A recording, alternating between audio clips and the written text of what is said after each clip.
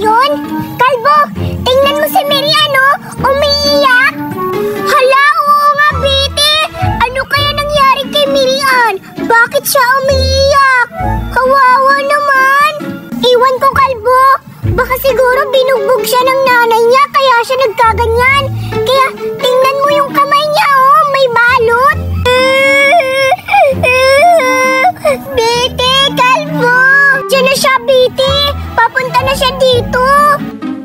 O bakit, Mirian? Ba't ka umiiyak? Pinalo ka ba ng nanay mo? Tsaka, ano yung nasa kamay mo? Bakit may balot? Aray! Ang sakit-sakit! Tama na, Mirian! Huwag ka nang umiyak! Upo ka muna dito! Ang sakit talaga! Ano bang nangyari sa kamay mo, Mirian? Hala nga, patingin nga! Aray! Huwag mong galawin, Bete! Masakit eh! Ay, sorry, Mirian! Hindi ko sinasadya! Ano ba kasi nangyari sa'yo, Mirian? Sabihin mo sa amin ni Bete! Bakit? Pinalo ka ba ng nanay mo? Ni Aling Marites, ng nanay mong Marites? Sabihin mo lang sa amin, Mirian, kung binugbog ka ng nanay mo para magpapatawag tayo ng pulis, huhulihin natin yung nanay mo. Oo nga, Mirian, sabihin mo na para magpapatawag kami ng pulis para mahuli na yung nanay mo. Ano ba kayo, Kalbo, Bete? Hindi si nanay yung may gawa. Eh kung ganun, sino? Ano kasi, Bete? Nahulog kasi ako sa puno ng bayabas eh. No, nahulog ka? May nakita kasi akong bunga ng bayabas, tapos hinog pa. Kaya inakyat ko. Tapos nabali yung sanga, Bete. Kaya yun, nahulog ako, Bete. Kawan mo kasi yan, Mirian. Kaya ka nagkaganyan. Kaya tuloy nahulog ka.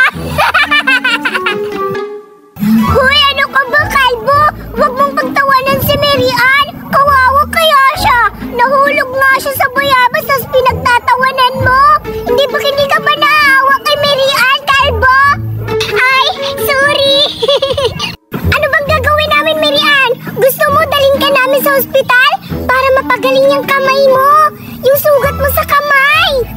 Ayoko, Bete. Natatakot ako sa turok ng doktor eh. Masakit kaya yun. Hala, paano ka gagaling yan, Mirian, kung hindi ka magpapa-hospital? Bahala na. Basta dito lang ako. Hindi ako magpapagamot. Lo, kawawa ka naman, Mirian. Eh, ano ba dapat namin gawin? Sabihin mo. Dalhan niyo na lang ako ng pagkain, yung chocolate at laruan, para maging malusog ako. Hala, grabe ka naman, Mirian. Laruan talaga, chocolate? Yun talaga yung gamot mo? Oo, sige na. Yun na nga lang yung gamot ko. Hindi niyo pa mabibigay sa akin. Chocolate lang, tsaka laruan. Oh, sige na, Mirian. Huwag ka nang umiyak. Tsaka, kukuha na ako ng chocolate sa bahay. Babalik lang ako, ha. O sige na nga, ako rin. Kukuha rin ako ng laruan, Mirian. Diyan ka lang, ha. Maghintay ka lang sa amin. Babalik lang kami, Mirian. Bilisan niyo, Bete at Kalbo. Nanghihina na ako. Aray! Yes! Napaniwala ko si Bete at si Kalbo na may sugat ako. Hindi nila alam na tinakpan ko lang yung kamay ko. O diba, wala akong sugat? Nandito na ako, Mirian. May dala na akong chocolate para sa'yo. Para gumaling ka. Ito, maraming chocolate, Mirian. Mirian, nandito na rin ako. Tsaka, dinala ko na yung favorite mong laruan. Ito, diba, favorite mo yung Barbie? Kulay pink. Para sa'yo to, Mirian. Kunin mo na. Yeah!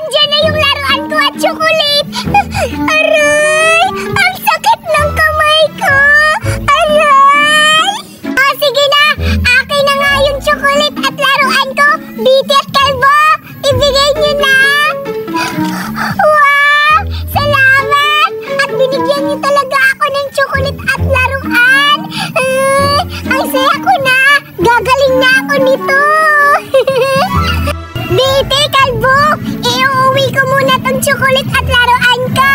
Babalik lang ako, ha? Sa wakas, may laruan na ako at chocolate.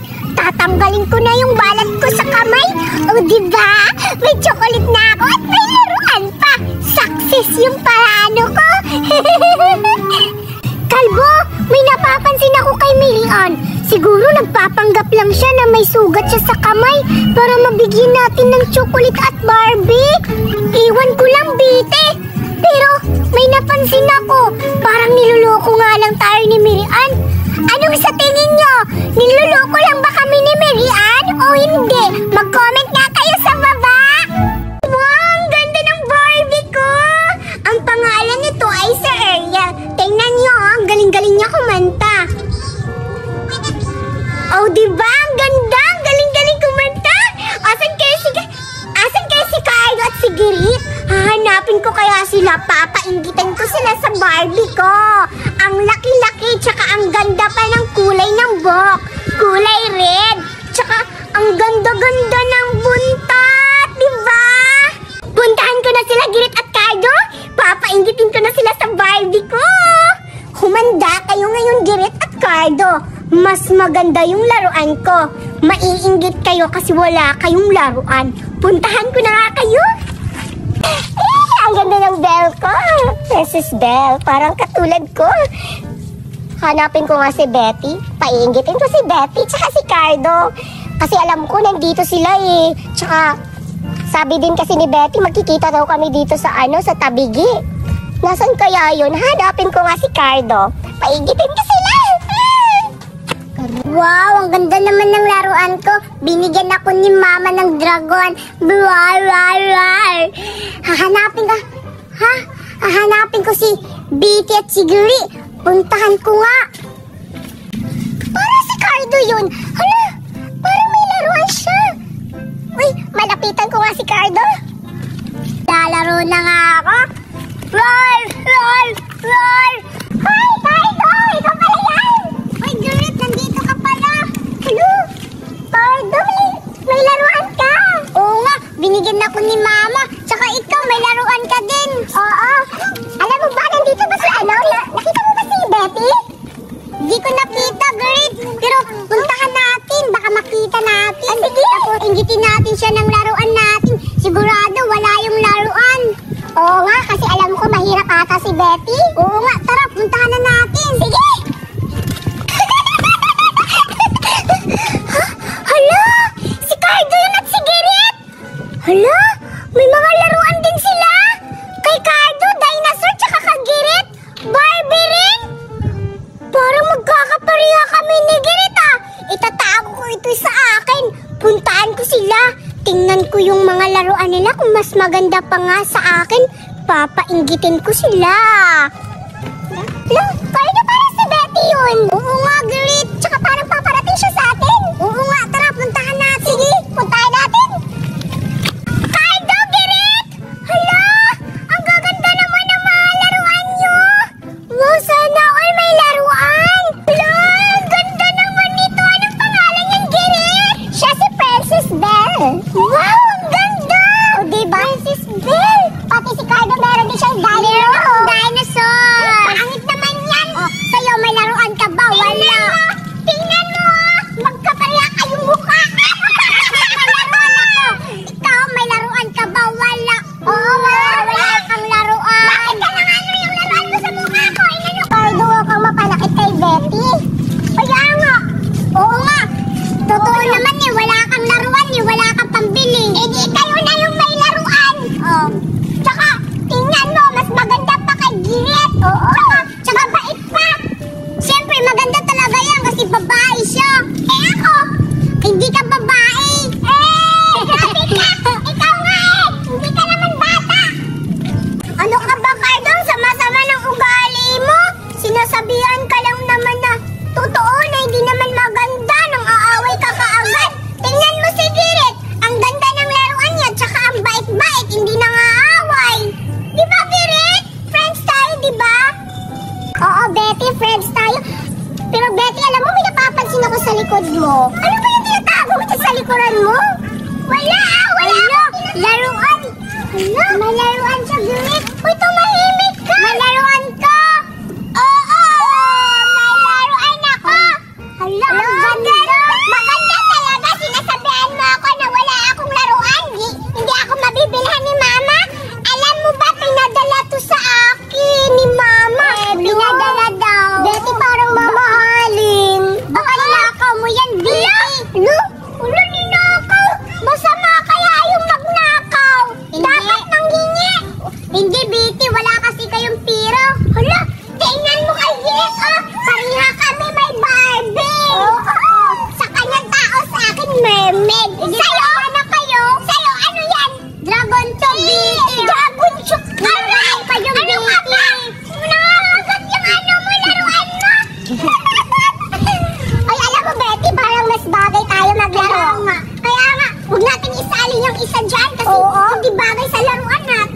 nga eh. Yung ating magaganda, di ba? Yara. Iwanan kaya natin yan si Carlo. Hindi na natin yan bati. Oo, sige. Aalis na kami. Hindi na kami bati sa'yo. O sige, umalis kayo. Mga pangit yung mukha nyo. Hey, ikaw yung pangit. Magkabuka kayo nito. Betty. Uwi na nga ako. Balang araw, mabibili ko din yung mga laruan nila Betty tsaka Kanggiri. Uuwi na ako. Hay, may pagkain ako. Buksan ko nga. Mukhang masarap. Ang sarap. Ang sarap. Bubusin ko talaga to. Sobrang sarap. Hala, sisil yun na. May dala-dala. Hala, si Bobo yun ah. Hala, may pagkain sisil. Parang ang sarap. Hala, lagot. Baka kunin niya yung pagkain ko. Ano kayang gagawin ko? Magtatago ako. Di na makita yung pagkain ko. Hala, dito ako magtatago. Hala, tumakbo pa talaga si Isil. Akala niya hindi ko siya makikita. Hala, puntahan ko na si Isil para hindi ako maubusan ng pagkain. Mukhang hindi naman ako nakita ni Buboy na tumakbo. Kainin ko na lang to lahat. Uy, Isil! Hala, Buboy, paano mo ako nakita? Siyempre, nakita kita tumakbo dito. Hala, ganun ba? Akala ko hindi mo ako nakita. Malas naman, nakita pa ako. Pahingi ako ng pagkain mo, Isil. Nakita ko na yan kanina. Sige na nga, Buboy, pumunta ka na dito. Bibigyan na lang kita ng pagkain. Pahingi ako. Ang hapa ng Isil. Siyempre, masarap to, mahal to eh. Sige na, Buboy, kumain na tayo. Ang ingay mo pa.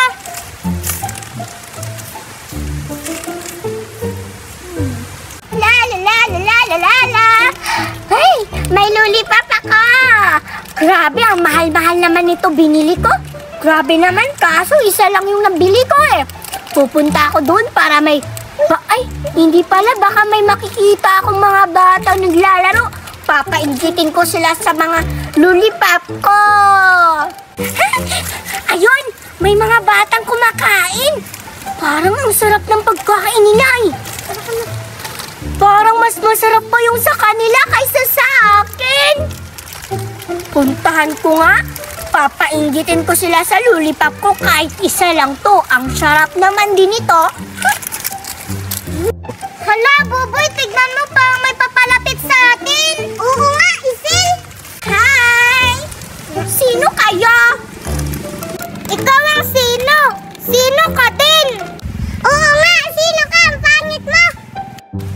Ako, hindi niya ako kilala kasi syempre bago pa kasi yung mga mukha niyo eh. Ayaw niyo ata makipagkaibigan sa akin. Okay lang, may lollipop naman ako. Grabe ka naman sa akin, makapagsalita, lalaki ka. Hindi ako pangit, maganda kaya ako. Like mother. Sino ka nga kasi? Ang pangit mo, mukha kang tuhod. Mukhang tuhod. Kayo nga yung tuhod dyan eh. Alam nyo, hindi nyo pa ako nakikilala. Ako kaya si Betty. Kayo, sino kayo? Ha! Betty, ang pangit ng pangalan. Ay, pangit daw. Hindi kayo na yung mas maganda. Di naman kagandahan. Eh ano naman? Nakita nyo to? May lollipop ako. Maiinggit kayo. Palibhasa, mga masasama yung ugali. Ngayon, may pagkain ako, maiinggit talaga kayo sa pagkain ko. Tingnan mo, may pagkain ka eh. Akala mo ikaw lang may pagkain. Ang liit naman ng lollipop mo eh. Uy, Isil, huwag ka naman ganyan. Nakakaawa si Betty. Totoo naman, Buboy. Pinapainggit na tayo sa pagkain niya eh. Kaibiganin na lang natin sa Isil. Mukhang mabait si Betty. O sige na nga, Buboy. Kaibiganin na lang natin si Betty. Okay. Oo nga pala, Betty. Ako nga pala si Sel. At ako si Buboy. Ay, talaga talaga naman pala, ang babait nyo naman pala, Isil at Buboy. Alam nyo, ang gaganda ng mga pangalan nyo. Pasensya na kung medyo maldita ako kasi kayo nga din inuunahan nyo ko, ina-attitude nyo ako, kaya nagiging attitude rin ako. Pero sa totoo, ang liit talaga ng lollipop ko eh. Mukhang masarap yung mga pagkain nyo, Isil at Buboy. Ano kayang lasa niyan? Mukhang masarap. Oh, Betty, kung gusto mo, kumuha ka lang. Hala talaga? Pwede akong kumuha? Oo. Wow!